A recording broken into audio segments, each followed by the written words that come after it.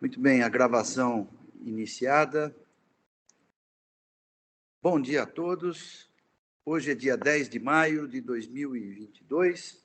Declaro aberta a sessão da segunda Câmara Julgadora do Tribunal de Impostos e Taxas.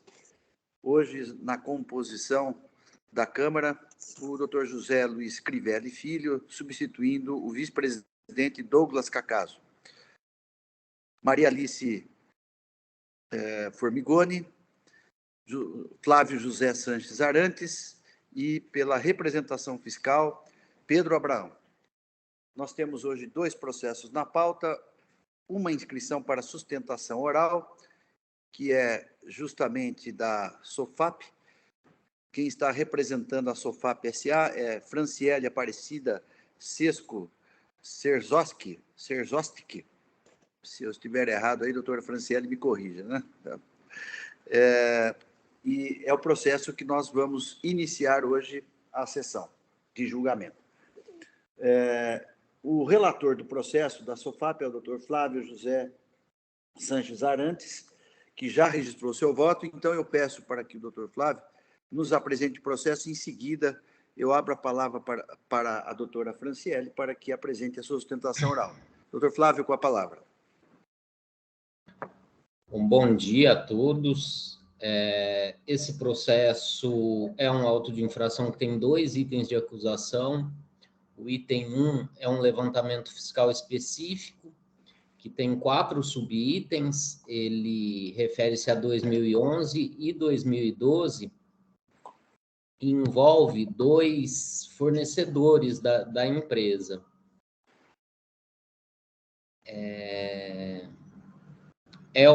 Ele tem uma peculiaridade que ele envolve estoques de mercadorias remetidas em consignação. Então, esses fornecedores, eles remetem em consignação as mercadorias para a SOFAP, no caso, e, posteriormente, na medida em que são utilizados esses insumos industriais, eles são faturados. E o levantamento fiscal abordou o estoque desses 2 fornecedores, fornecedores Amro e Mangels, para os exercícios de 2011 e 2012. O principal argumento da recorrente é que houve um erro na elaboração da EFD dela, referente à posição de estoque, em dezembro de 2012. Ela alega que houve esse erro e pede o cancelamento do trabalho fiscal. O processo já foi julgado algumas vezes. Inicialmente, ele foi distribuído para julgamento na 10ª Câmara. A 10ª Câmara anulou o julgamento de primeira instância, ele retornou para a primeira instância, foi novamente julgado procedente, voltou ao tribunal, foi convertido em diligência pela 5ª Câmara Julgadora. Nessa conversão em diligência, foi feita a prova de remessas em consignação realizadas no ano de 2012 pela ANRO e faturadas no ano de 2013. Então, foi juntada uma planilha aí nos autos que comprova, ao menos em parte, aí, os números foram corroborados pelo AFR, autor do feito, e foi feito um ajuste, então, dessas remessas que teriam sido faturadas, remetidas em consignação em 2012 pela ANRO e faturadas em 2013. Foi feita essa diligência, os autos voltaram novamente ao tribunal, dessa vez na 3ª Câmara Julgadora, que converteu o julgamento em diligência novamente para ajuste no demonstrativo. Esse ajuste refere-se ao item 1.2 do auto de infração. E aí, foi feito o ajuste no demonstrativo e, em razão do final do biênio, os autos foram distribuídos novamente para julgamento. Está prosseguindo aqui, agora dessa vez na 2ª Câmara Julgadora. Então, aí, o item 2 do auto de infração cuida de um erro de transcrição do registro de apuração do ICMS para a GIA, e é uma infração incontroversa, sobre ele não há muito questionamento no auto de infração. Então, esse é o breve relato aí, eu passo a palavra para a sustentação oral por parte da patrona. Obrigado, doutor Flávio, muito conciso, muito esclarecedor aí o seu relatório, principalmente em razão das idas e vindas desse processo, né? E, diante disso, eu passo, então, a palavra para a doutora Franciele,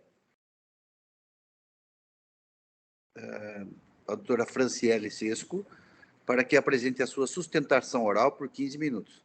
Doutora Franciele, com a palavra. Bom, ilustres julgadores dessa colenda segunda Câmara, ilustre representante fiscal, bom dia. Primeiramente, gostaria de agradecer ao relator pelo conciso relatório. Gostaria de ter esse poder de síntese, mas infelizmente acho que eu vou me alongar um pouquinho mais aqui na sustentação. Como adiantado, a matéria posta hoje a julgamento nessa sessão, ela diz respeito à suposta omissão de saída apurada pela fiscalização em cruzamento de estoque de bobinas de aço da contribuinte nos anos de 2011 e 2012. Essas bobinas em questão foram recebidas pela contribuinte em operações de consignação industrial de seus principais fornecedores, a Armico e a Mangels. A contribuinte, nesse caso, é a Sofap, fabricante de filtros limitada, conhecida popularmente, pelo menos fantasia, como Tecfil, sólida empresa nacional, considerada a maior empresa de filtros da América Latina e fiel cumpridora das suas obrigações fiscais, com que ficou bastante surpresa com a suposta constatação de omissão de saída, né? Isso porque, considerando suas práticas comerciais, bem como sua relevante participação no mercado, não só nacional como internacional, tendo em vista que realiza diversas operações de exportação de mercadoria, não tem como conduta a realização de quaisquer operações desacompanhadas da emissão de documentos fiscais e do recolhimento dos tributos devidos. Esse ponto, inclusive, né, chamou a atenção dos diversos julgadores que já tiveram a oportunidade de apreciar o tema, como bem apontado pelo ilustre relator, em que foram destacadas, né, a necessidade de realização de diversas diligências para verificação da argumentação da recorrente, da contribuinte, bem como dos documentos que foram apresentados. E nem poderia ser diferente, né, já vista que essa suposta omissão de saída no momento do confronto dos estoques leva em consideração que o estoque da contribuinte estaria zerado no exercício de 2012 em relação a essas bobinas. E isso não é crível, como bem foi apontado pelos julgadores da Quinta Câmara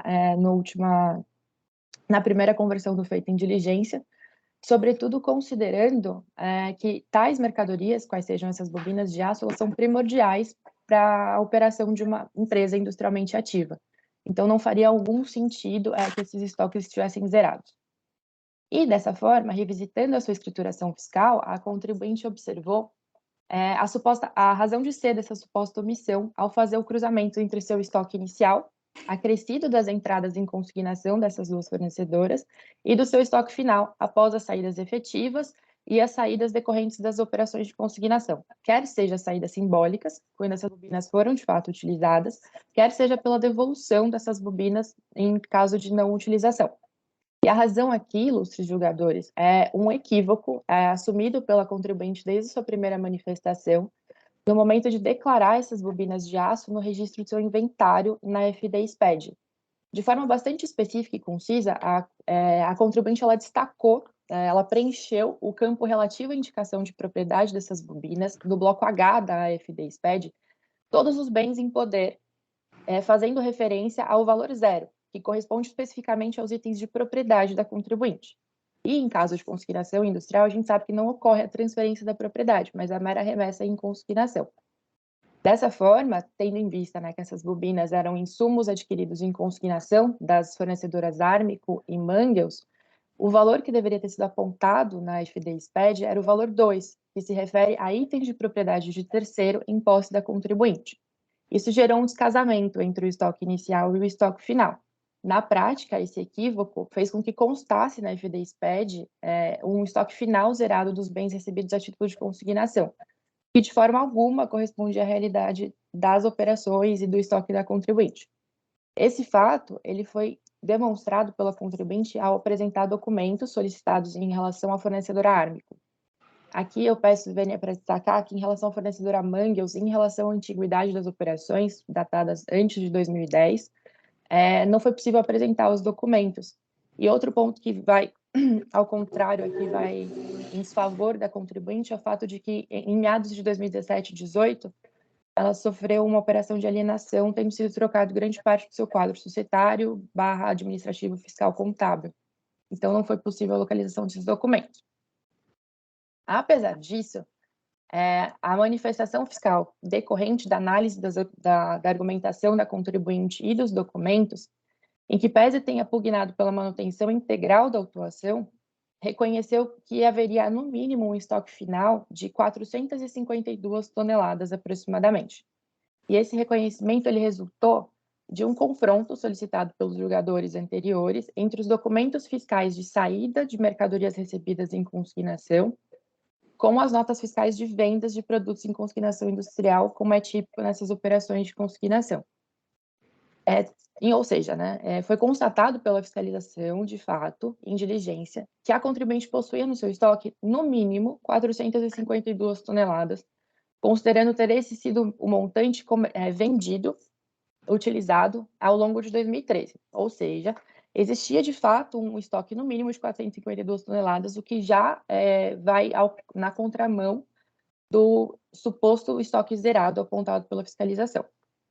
Só que essa não foi a única constatação da fiscalização. A partir de todas as entradas e saídas do período de 2012, o levantamento fiscal concluiu que esse estoque deveria ser de, no mínimo, 742 toneladas. Ou seja, com base em todas as entradas e saídas realizadas a título de consignação industrial, a fiscalização reconheceu um montante aproximado de 742 toneladas, das quais 452 foram comercializadas, de fato, em 2013. Isso corresponde a aproximadamente 61% da autuação combatida. Dessa forma, ilustres julgadores, é cristalino que a contribuinte jamais apresentou um estoque final zerado que pudesse resultar nessa apontada omissão de saída. E é por isso que a gente defende a não manutenção dessa autuação. Isso porque, com devido respeito, o levantamento fiscal ele é irreal, ele desconsidera a operação de uma indústria industrialmente ativa, de uma empresa industrialmente ativa, desculpa, levando em consideração apenas os cruzamentos incorretos da FD-SPED. Não houve qualquer outra solicitação de documentos, verificação típica de estoque, movimentação de valores que pudessem fazer prova contrária a essa FD.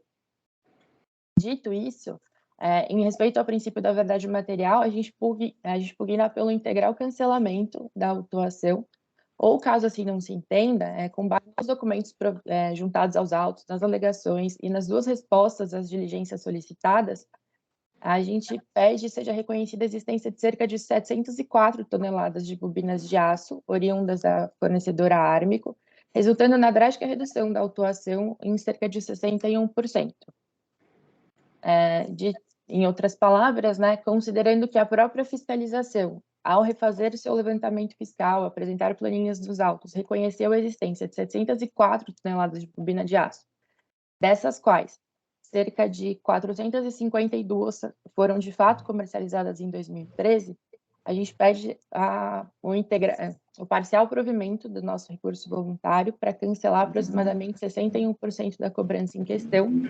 E em relação a essa parcela mantida, a gente pede a redução dos juros aplicados, dos juros de mora, de modo que corresponda a uma taxa Selic, considerando terem sido cobrados em valor superior nos termos da jurisprudência do STF, do STJ e dos tribunais locais. Acho que era isso. Desculpa pelo meu não poder de síntese em face do poder de síntese do ilustre relator, mas era o que a gente tinha para defender nesse momento. Muito obrigada. Cumprimento a doutora Franciele pela sustentação oral, foi sim bem sucinta, tendo em vista aí os detalhes e as particularidades do processo, demonstrou sim o seu poder de síntese. Fique tranquila. Obrigada. Passo então a palavra ao ilustre relator para que apresente o seu voto. Doutor Flávio, com a palavra.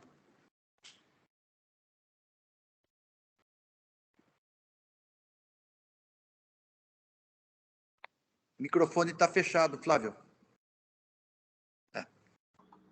Bom, eu faço minhas também as palavras do Dr. José Eurivaldo, parabenizo a patrona pela sustentação oral e pelo poder de síntese, porque o processo realmente, de fato, é bem extenso, bem complicado, né?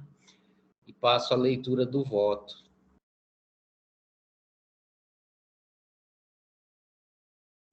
Vou iniciar pelo item 24. Então, o item 1 do auto de infração trata do levantamento fiscal específico realizado nos anos de 2011 e 2012, referente a diferenças de estoque apuradas em remessas em consignação industrial por 2 fornecedores da recorrente, Armico do Brasil S.A. e Mangels Indústria e Comércio Limitada. Os subitens 1.1 e 1.2 referem-se aos levantamentos realizados em relação à Armico para 2011 e 2012, respectivamente. E os subitens 1.3 e 1.4 referem-se aos levantamentos realizados em relação a Mangels, também para 2011 e 2012, respectivamente. As folhas 5, ilustre FR, autor do feito, aponta as linhas gerais do levantamento fiscal realizado.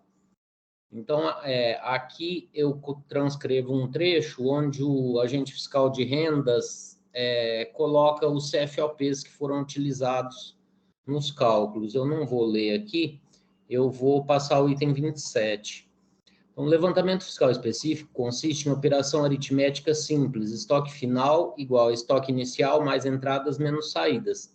E a recorrente, por meio de seu recurso, impugna a fonte dos dados utilizadas para a realização do trabalho fiscal, em especial os valores de confronto do estoque final em 31/12/2012, utilizados para a apuração da diferença de levantamento.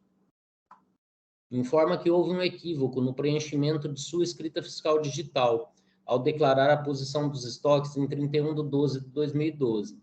E o estoque que deveria ter sido declarado como propriedade dos consignantes, Armico e Mangels, foi declarado como sendo estoque próprio, daí as diferenças apuradas. No intuito de demonstrar seu equívoco, por ocasião da apresentação da defesa, a recorrente carreou aos autos, além de cópia integral do auto de infração, a planilha de folhas 1872 a 1874, denominada Bloco H, inventário em 31/12/2012. A planilha de folhas 1872 a 1880, denominada Encerramento de Estoque Armico 2012. A planilha de folhas 1881, denominada Demonstrativo Armico Ano 2012. E o extrato da GIA de fevereiro de 2012, de folhas 1882 a 1883. Esse documento é referente ao item 2 do AIN. Em sede de preliminares, alega a recorrente que tais documentos deixaram de ser analisados pela decisão recorrida. Não se verifica a nulidade alegada, tendo em vista que os documentos foram analisados pela decisão, conforme constou do item 9 da sentença. Então, aqui eu transcrevo um trecho da sentença, onde esses documentos foram analisados pela decisão recorrida. Eu também não vou ler aqui, eu vou direto ao item 32. Com relação aos documentos apresentados juntamente com o primeiro recurso ordinário, entendo que não caberia ao julgador tributário sua análise, em razão de estar julgando a defesa apresentada, e não o recurso ordinário no bojo do qual foram juntadas novas provas, não podendo ser alegada falta de fundamentação em relação à falta de análise de tais documentos. Assim, a documentação passível de ser analisada no julgamento da defesa corresponde às provas apresentadas por ocasião do protocolo de tal defesa, que, excluindo a cópia integral do auto de infração, se traduz apenas nas planilhas e extratos de folhas 1872 a 1883 já descritos.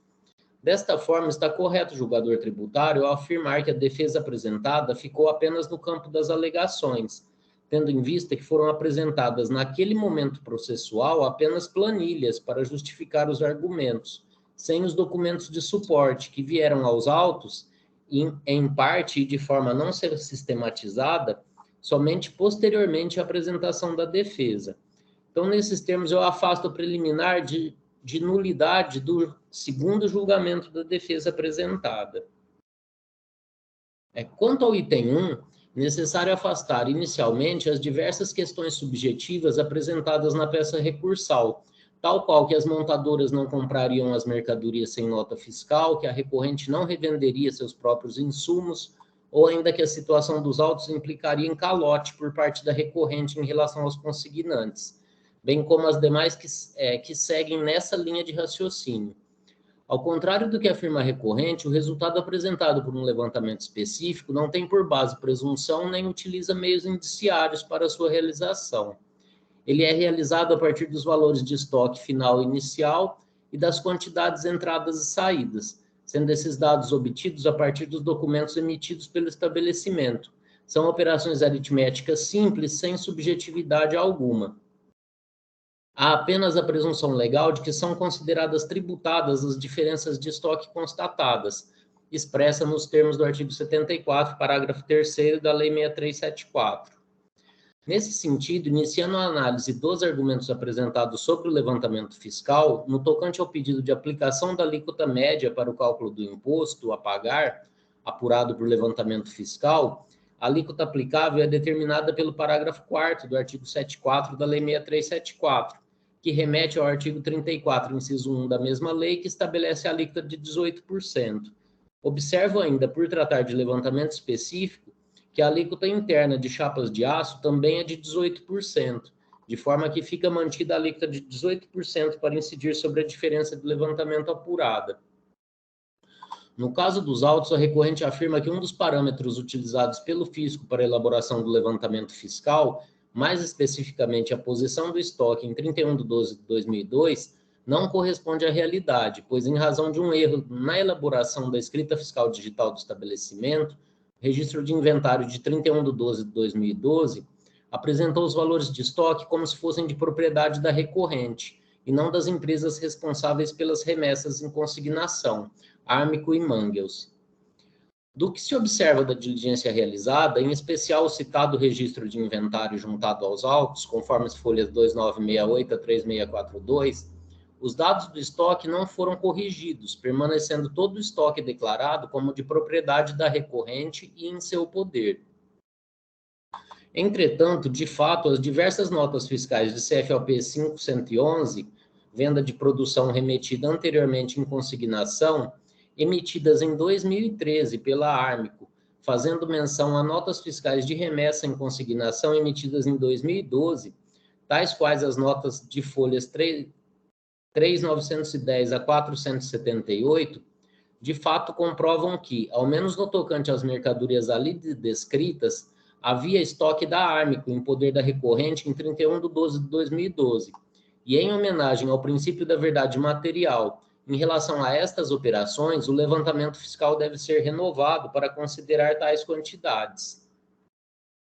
Embora tenha conseguido demonstrar a plausibilidade do seu argumento, quanto ao cumprimento da diligência determinada pela Colenda Quinta Câmara Julgadora, concordo com a douta representação fiscal no sentido de que a diligência lá proposta não foi cumprida a contento, especialmente no tocante à demonstração quantitativa.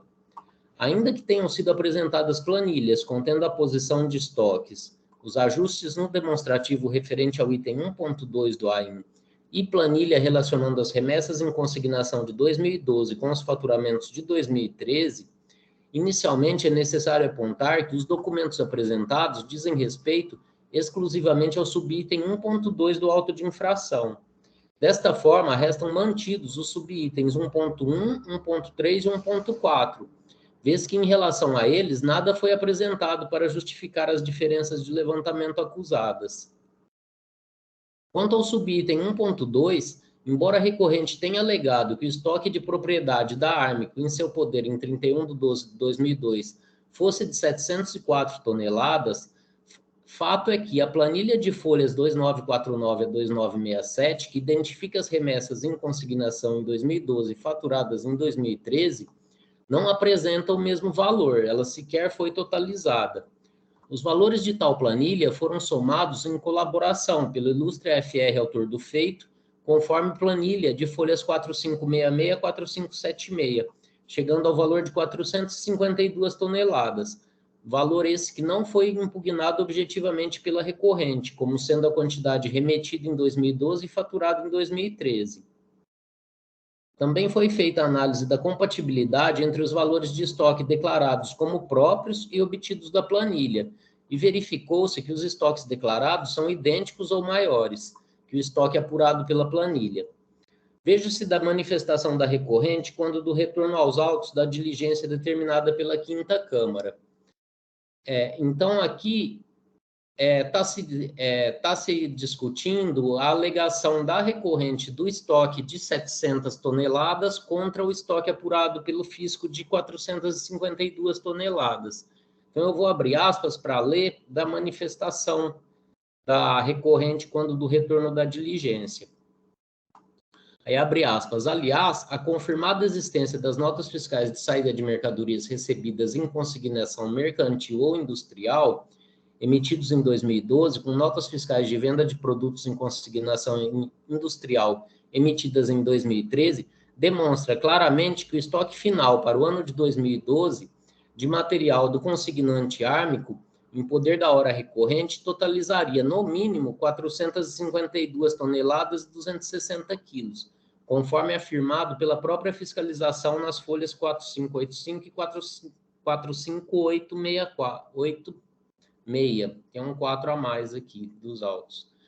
Portanto, sem discordar de forma relevante dos números e planilhas apresentados pela douta fiscalização, a recorrente discorda veementemente da conclusão final da diligência determinada por esse ilustre tribunal, tendo em vista que os documentos analisados e a própria diligência fiscal deixam claro que o estoque final em 31/12/2012 não estava zerado, conforme equivocadamente considerado pela fiscalização no momento da lavratura do auto de infração combatido. Aí fecho aspas. Em que pese o entendimento da recorrente, em se tratando de levantamento fiscal específico, os ajustes devem ser realizados de acordo com as quantidades demonstradas, e no presente caso, a quantidade demonstrada passível de ajuste no levantamento foi de 452 toneladas, 260 quilos. Se houve faturamento em exercícios posteriores, 2014 em diante, de material remetido em consignação em 2012, conforme alega a recorrente, os documentos referentes a tais operações também deveriam ter sido trazidos aos autos para que fossem efetuados os ajustes correspondentes.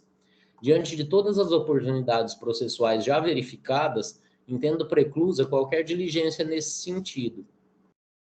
Dessa forma, no tocante ao subitem 1.2, fica renovado o levantamento fiscal para nele considerar como estoque final a posição de estoque demonstrada de 452 toneladas, 260 quilos. Fica o subitem 1.2 reduzido de R$ 481.000 para R$ 180.000, conforme cálculos apresentados pelo ilustre FR autor do feito, as folhas 4617. Quanto ao item 2 do auto de infração, que acusa a entrega de GIAs com indicação do valor do imposto a recolher em importância inferior à escriturada no livro fiscal destinado à apuração, a recorrente confessa a infração e identifica a diferença como decorrente de erro de escrituração dos CFOPs 1352 e 2352, na GIA de fevereiro de 2012. Informa ainda que teria retificado sua escrita fiscal para sanear o problema, sendo legítimo seu direito ao crédito pelas prestações de serviço de transporte. Em que pese suas alegações, uma vez confessada a infração, fato é que nos autos há apenas o extrato da GIA de folhas 1882 e 1883, restando prejudicada a análise dos argumentos apresentados, referente ao direito ao crédito e saneamento da irregularidade. Não vieram aos autos a EFD devidamente retificada para que pudesse ser analisada a matéria, nem os documentos referentes às prestações de serviço de transporte. Observo ainda que no período foi apurado saldo devedor, conforme folhas 916, não havendo de se falar em compensação com eventuais créditos. Fica mantido o item 2. Aí eu não vou ler aqui para vocês, eu estou afastando argumentos referentes à atualização do valor básico para o cálculo da multa, e dos juros com base nas súmulas 10 e 13 do TIT. Então, em resumo, é esse o voto. Cumprimento o doutor Flávio, ilustre relator, pelo voto proferido, muito bem detalhado o seu voto, tendo em vista todas as provas e o retorno de diligência procedido aqui no processo, muito bem redigido, inclusive. O processo, então, está em discussão. Senhor presidente, eu já solicitei nos autos manifestação em sessão. Eu gostaria de gravar a manifestação e aí eu leio e a gente procede aos comentários, então. Pode ser? Pode ser. Já está concedido aqui.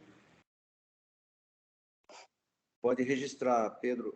Pedro, assim que você registrar, pode nos apresentar a sua manifestação, por favor. Ok.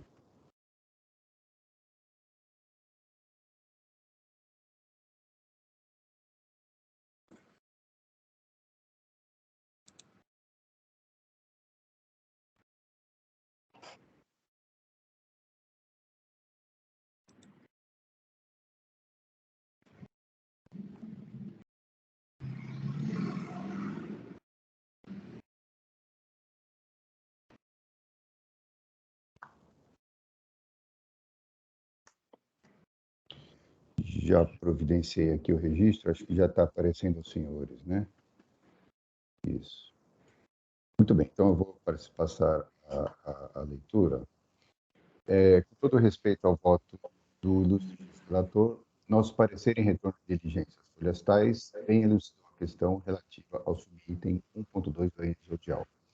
Em atendimento às informações constantes das planilhas apresentadas pelo contribuinte no curso deste processo administrativo, o FR automaticamente elaborou um novo demonstrativo. O novo demonstrativo, as folhas 467, elaborado em atendimento à diligência, adotou o estoque final das matérias-primas de propriedade da ARM em posse da SOFAP, considerando os montantes das folhas tais. Enquanto o demonstrativo original, as folhas 6, considerou na mesma coluna grifada o estoque final de matérias-primas de propriedade da ARM em posse da SOFAP, declarado, esse sim, declarado no registro da EFT do SPED fiscal. O levantamento fiscal específico foi realizado com base nas informações prestadas pelo contribuinte na sua escrituração fiscal digital, o que resultou na apuração de diferenças que implicaram na autuação por falta de pagamento de imposto. Ressaltamos que, conforme evidenciado nos fornecedores, o estoque final de matérias-primas de propriedade da ARM em posse da SOFAP constava como zero na escrituração fiscal digital. O AFRE já havia destacado aos florestais que no registro de inventário não se verifica a declaração de existência de materiais de propriedade de terceiros em posse do contribuinte autuado, ou seja, não foi corrigido o registro de inventário, como bem destacou o relator. A fim de elidir a autuação, o contribuinte alega mais uma vez que houve mero erro na escrituração de inventário de encerramento dos exercícios 2011 e 2012, que constitui, entre aspas, evidência equívoca formal. Ora, não pode simplesmente alegar que houve um erro em sua escrita fiscal após uma minuciosa auditoria que resultou de falta de pagamento de ICMS apurado mediante esse levantamento fiscal específico. Ademais, caso realmente tivesse ocorrido um erro, os documentos apresentados posteriormente foram analisados criteriosamente pelo autor do feito, o qual reitera-se, apesar de elaborar um novo demonstrativo de dados trazidos pelo autuado, o autor do feito, ao responder à diligência da terceira Câmara Reguladora, sustentou o seu posicionamento pela manutenção integral do AIM. Vejamos a manifestação do autor do feito às folhas tais. Então, vou ler para os senhores o mais importante do que foi destacado. Então, foi refeito pelo fisco com subtotais, tendo sido constatado que o estoque final do ano 2012 de material da ármico em poder da hora recorrente, de acordo com a referida planilha, totalizaria 452 mil quilos, ou seja, trata-se de um inconsistente com as demais planilhas apresentadas. Ou seja, não há absolutamente nenhuma certeza a respeito de qual seria o montante que estaria no poder da autuada, que seria da ármico. Então, no item 7, nesse sentido, entendemos como realizada a manifestação e prestados os esclarecimentos adicionais solicitados. E, por todo o exposto, propomos manutenção integral do presente aí. Então, está claro que, ainda que a autuada apresente documentos posteriores, que, eventualmente, CFLP 511, que devolveu o material tal, está claro que, mesmo após a apresentação das planilhas pela autuada, não há certeza nenhuma de qual é o estoque que eventualmente estaria incorporada e que seria da contribuinte ármico. Então, por todo o exposto e considerando principalmente a conclusão final do sentido, por a manutenção integral do presente, nós somos pelo recurso ordinário. Essa é a apresentação, senhor. Obrigado. Obrigado, Pedro, pela exposição, muito clara aí a posição da representação fiscal. Doutor Flávio, algum comentário? Na verdade, o ponto aqui é que eu percebi aqui da representação fiscal é que, a despeito da planilha, né, apurando 452.260 quilos, é o que está aqui no 6.6 aqui da manifestação fiscal, né? Mesmo assim, ele pede a manutenção, né? Acho que esse é o ponto crucial aqui, pelo que eu entendi. Doutor Flávio, se quiser fazer algum comentário, por favor. Eu parabenizo o doutor Pedro aí pela combatividade sempre atuante aí da representação fiscal. E de fato, no caso dos autos, se não fosse a honestidade intelectual aí do AFR, autor do feito, de planilhar esses dados aí apresentados pelo contribuinte e somar, de fato, o contribuinte traz um número de 700 toneladas aproximadamente e não comprova pelos documentos apresentados. Também não retifica seu estoque, ele alega que a EFD foi preenchida errado e mesmo após todas essas diligências, a EFD trazida aos autos continua sendo a EFD que serviu de fundamento para a elaboração do trabalho.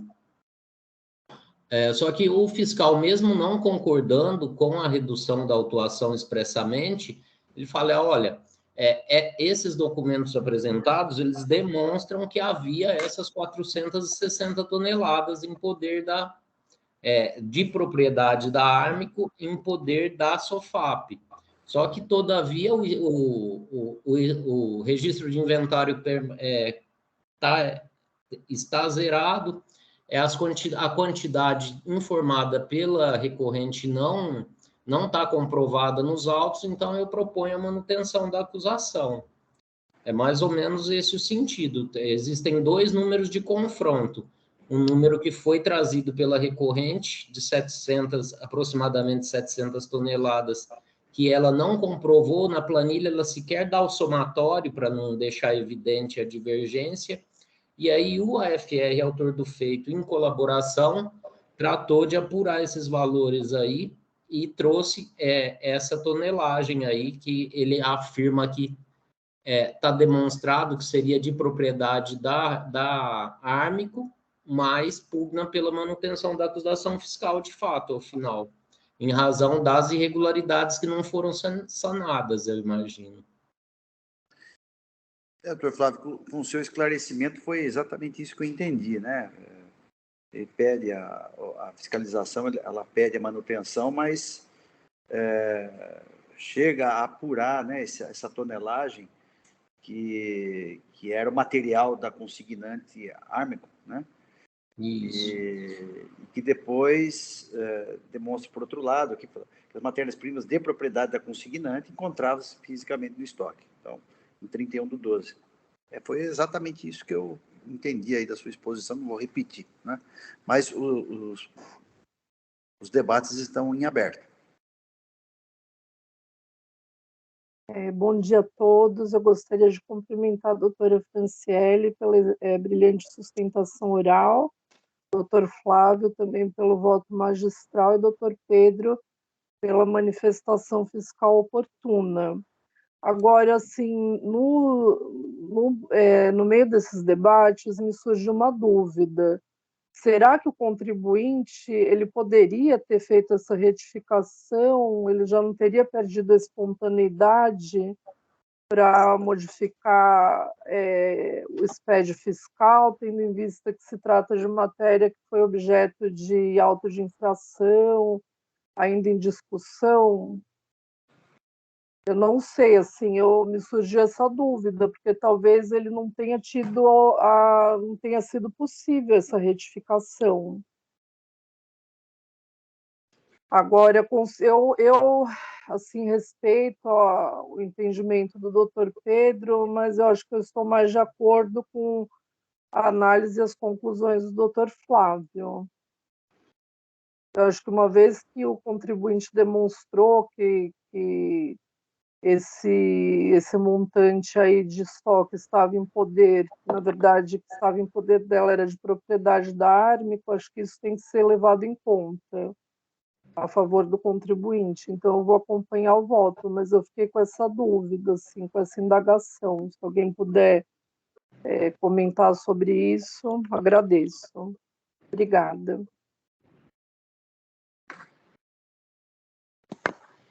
Olha, eu particularmente acho que para provar a verdade material ou a verdade jurídica, né, para efeitos de levantamento fiscal, eu não vejo problemas do contribuinte fazer os ajustes justamente para demonstrar o que ele alega, assim, particularmente, né? E não seria o caso de denúncia espontânea, né? Porque a denúncia espontânea tem um outro caráter jurídico aí, né? Na verdade, de corrigir um ilícito fiscal praticado. Aqui houve um equívoco que poderia ser corrigido para demonstrar a inexistência de diferença de estoque. Eu não veria, viu, Maria Alice, por esse lado aí, que ele perdeu a espontaneidade. Na verdade, seria para que as informações pudessem se encaixar dentro daquilo que ele sustenta no recurso. É o que eu penso aí. Eu não vejo assim como uma perda de espontaneidade, é que eu não sei se ele teve meios assim de retificar isso. Porque, por exemplo, se o contribuinte apresenta uma GIA substitutiva de um período que ele se encontra sob fiscalização, não tem uma aprovação automática dessa GIA. Isso tem que ser analisado, né, para ver se ela pode ser admitida ou não. Então, assim, me ocorreu que talvez ele tenha pretendido fazer a retificação e até acho que seria admissível, mas que, assim, em termos práticos, não tenha sido autorizado. Não sei, foi assim, não a questão dele não poder, assim, não ser, ter perdido a espontaneidade para fazer essa retificação, mas de não ser admitida pelo sistema, enfim.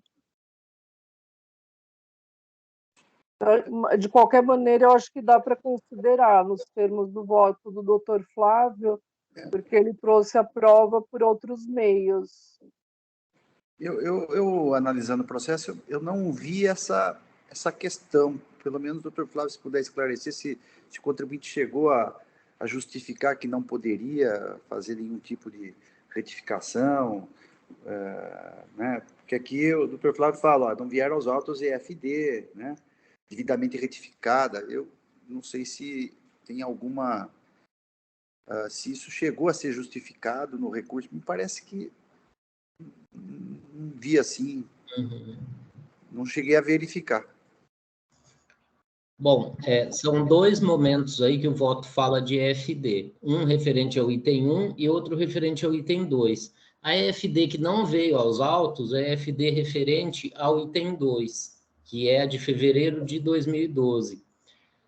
A EFD que veio aos autos, quando houve a conversão em diligência por parte da 5ª Câmara, foi determinado que viesse a EFD aos autos. Então, veio a EFD de fevereiro de 2013, que traz a posição do estoque em 31/12/2012.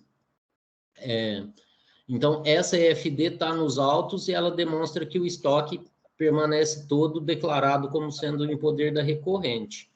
Quanto à substituição da EFD, assim, na prática, precisa de autorização do fisco, mas essa autorização é obtida com o mouse para substituir a EFD. Agora, eu creio que a principal implicação de se substituir a EFD não seria para apuração do ICMS, né? Ela serviria aqui para ajudar a gente a decidir, né? Seria uma prova a mais. Agora, alterando o valor do estoque próprio em terceiros, vai ter reflexo na apuração do imposto de renda, vão ter outros reflexos ali que a empresa vai ter que ponderar, né? Porque provavelmente vai uma situação dessa aí, você pagou a mais de imposto de renda num ano e vai ter a restituir no outro. Então, existe uma dificuldade prática aí para a empresa para fazer esses ajustes, né? Eu não cabe aqui também a gente entrar nesse mérito de por que consertou, por que não consertou, né? Fato é que o estoque ficou declarado como todo 100% em poder da recorrente. Desculpe, pode falar mais. Não, tudo bem, é que a conclusão final da diligência, né, do parecer da diligência fiscal do EFR foi que, como o registro de inventário permaneceu igual, então não pode ser considerado o que ele trouxe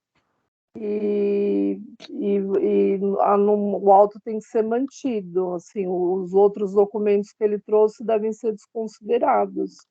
Então, esse ponto me pareceu relevante, porque foi acho que a fundamentação, né, da conclusão do AFR. Mas agora, veja, é incrível. O contribuinte alega um erro. Teoricamente, traz documentos demonstrando por que ele errou e não corrige? É sério ou não é sério isso aqui? Espera um pouquinho, desculpa, eu errei. Tá bom, então a medida que o auto é de 2015. Ele foi notificado desse FT, apresentando não sei o quê, muito antes disso. Aí ele falou, desculpa, errei. E não corrige, não pede para a fazenda, olha, me autorize eu substituir a minha FT, porque realmente eu fiz um erro, eu quero acertar a minha escrita fiscal. Não, eu não quero acertar a minha escrita fiscal, só quero eliminar esse alto mundo e eu vou demonstrar as minhas operações desse processo aqui, cancelo esse auto de infração e não preciso consertar mais nada. Se tiver algum outro tipo de reflexo disso, eu não vou me preocupar com isso, só quero cancelar o auto. Então, é sério ou não é sério? É isso que a gente está propondo aqui. Quer dizer, não existe nenhuma veracidade, não existe nenhuma confiabilidade dos dados que a empresa apresenta, porque ela não fez a alteração, entre outras coisas, não fez a alteração do seu estado digital. Quer dizer, é sério ou não é sério? É isso que a gente está falando.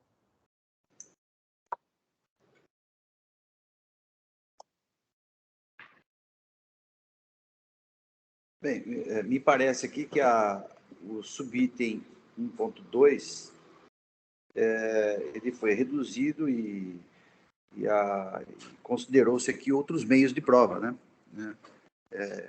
Esse é o ponto, né? Muito bem.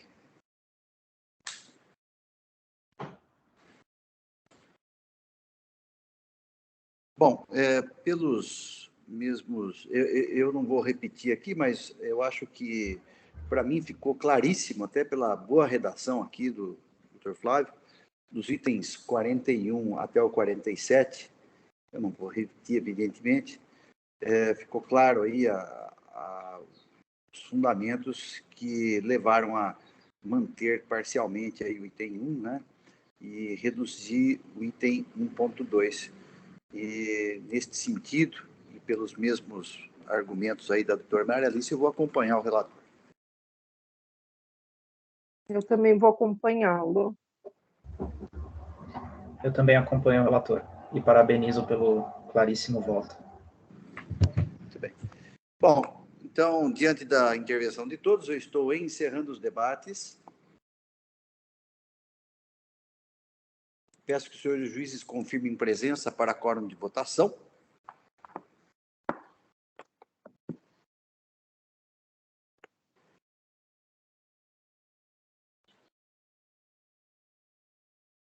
Processo em votação.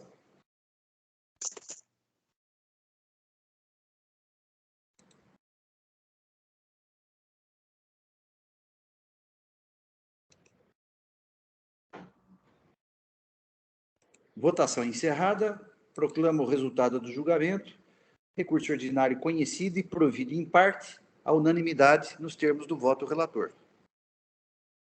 Julgamento encerrado e agradeço a presença e a paciência da doutora Franciele e desejo aí um bom dia, um bom trabalho e que esteja aqui em breve.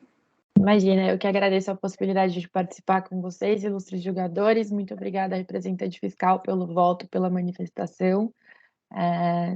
Espero poder voltar, inclusive essa foi a minha primeira participação aqui com vocês, eu acho que eu consegui esconder bem meu nervosismo e espero que seja a primeira de muitas, se tudo der certo por aí. Muito obrigada, bom trabalho a todos e até breve. Até mais, doutora. Tchau, tchau. Tchau, tchau. Passamos, então, ao próximo processo da pauta. Museu da Gula, Comércio de Alimentos. Relatora, a doutora Maria Alice Formigoni. O AIN é o 4.138.914. Não há inscrição para sustentação oral, então eu peço para que a doutora Maria Alice nos apresente o voto diretamente. Doutora Maria Alice, com a palavra. Pois não, doutor Edivaldo. Então, esse processo é um recurso ordinário contra a decisão de primeira instância e é um auto de infração com 12 acusações. Então, são 6 acusações de recebimento de mercadorias em operações tributadas consideradas desacompanhadas da documentação fiscal, tá? Pelo fato de os remetentes terem tido as respectivas inscrições estaduais declaradas nulas, né? E são as acusações de números ímpares.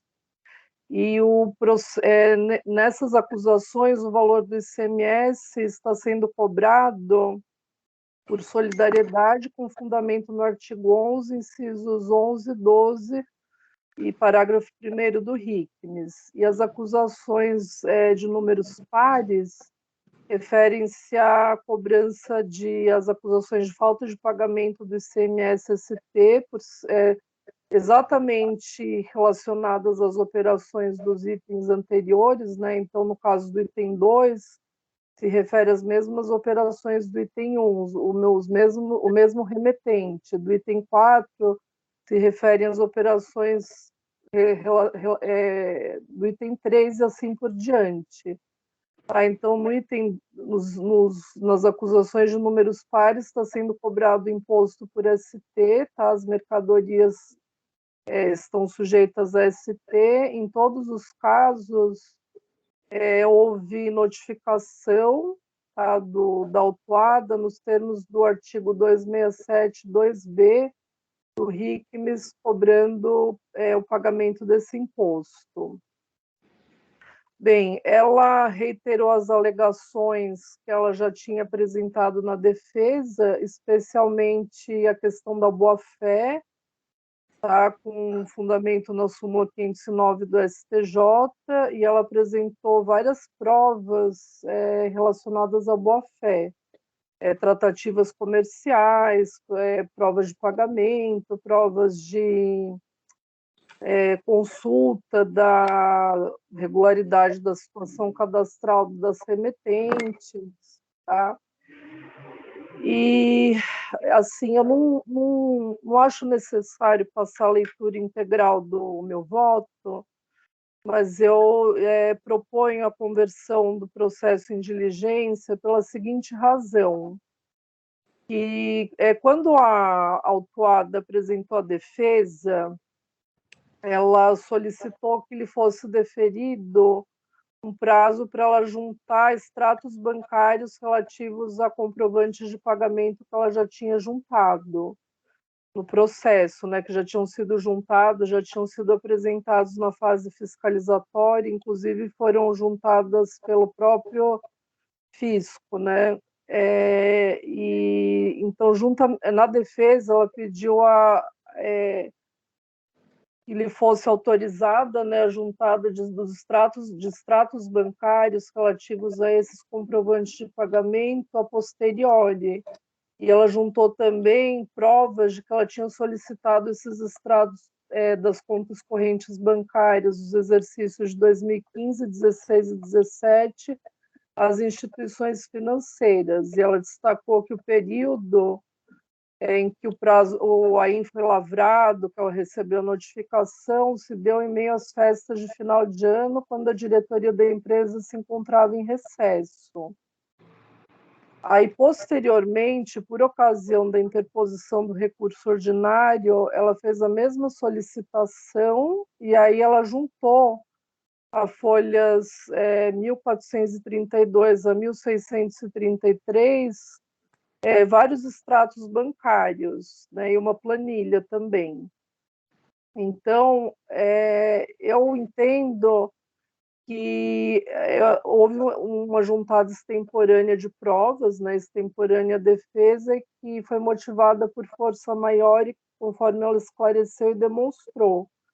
Então, meu entendimento é que essa juntada de provas deve ser deferida com fundamento no artigo 19, caput da Lei 13.457 de 2009.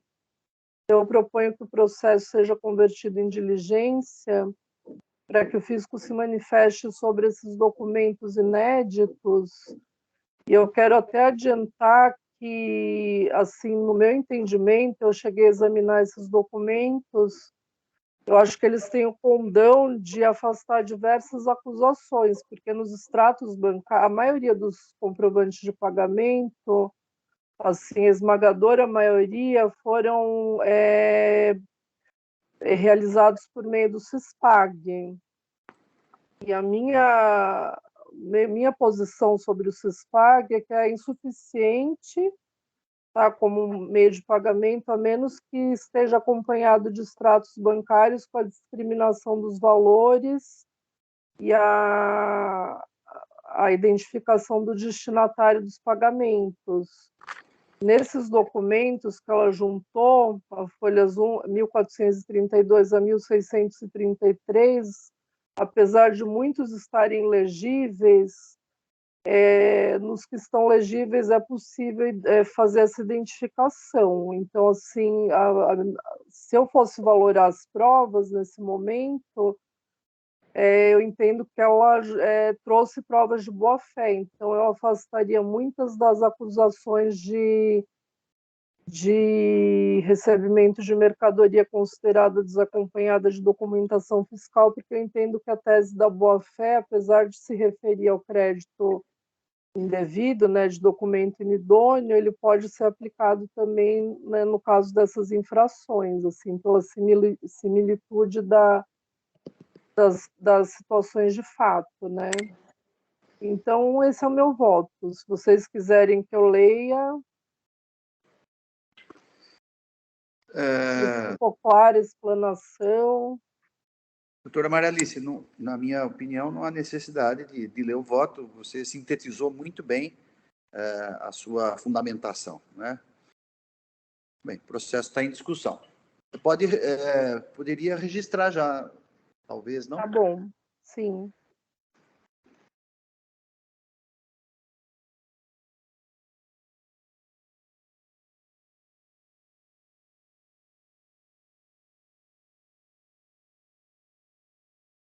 Pronto, está registrado.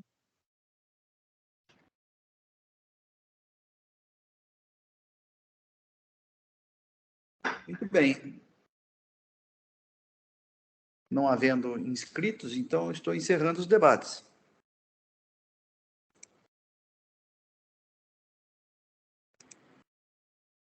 Peço que os senhores juízes confirmem presença para quórum de votação.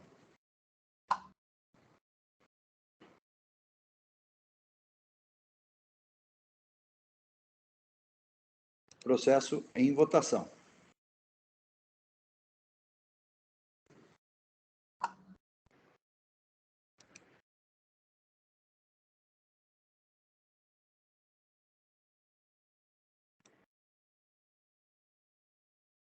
Votação encerrada. Proclamo o resultado do julgamento. Processo convertido em diligência nos termos propostos pela ilustre relatora, à unanimidade.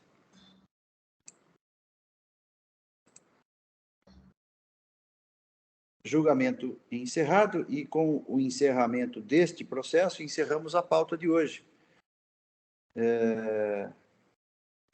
De modo que eu agradeço a colaboração de todos, principalmente do Dr. José Luiz, que aí teve esse imprevisto aí, né, de informação, né? Mas deu tudo certo. Deu tudo certo, agradeço a oportunidade aí de participar novamente. Espero que esteja conosco em breve. Assim espero. Muito obrigado. Sessão do EPAT encerrada. Declaro, então, encerrada a sessão de hoje da segunda Câmara do Tribunal de Impostos e Taxas e desejo a todos uma boa semana e até a semana que vem. Aguardo, então, só o Oswaldo encerrar a nossa gravação, por favor.